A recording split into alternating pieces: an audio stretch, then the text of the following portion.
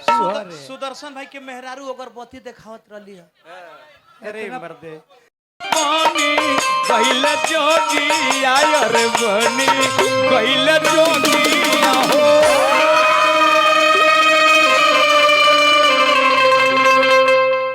अजीत हम फालतू के गौनिहार ना है ना, हम कलाकारी दिखाइले, हम जानकारी दिखाइले, आ तू खाली उठ के आ सरले बोल देता रहा। सुदर्शन भाई के मेहरारू अगरबत्ती देखावत रही है।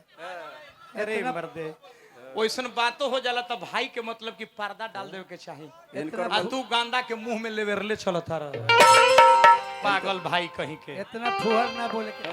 हर नारी के करनवा भरत हरि बनी पहले जोगी आयो रे बनी पहले जोगी हो।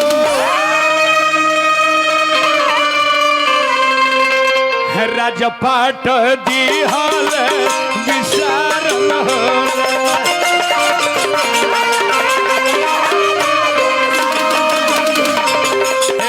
हो राजपाट दिहल विचार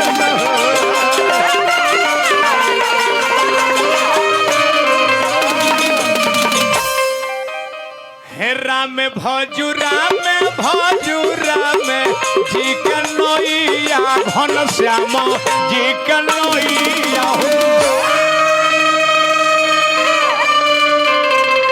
राम भजुरा में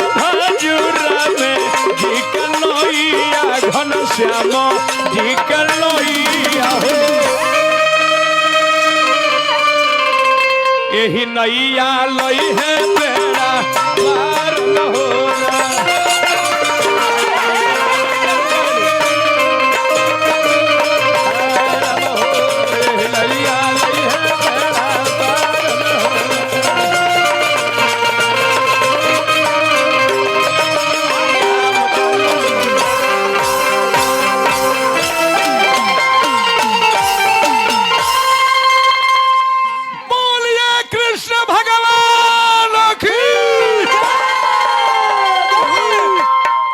अजीत भाई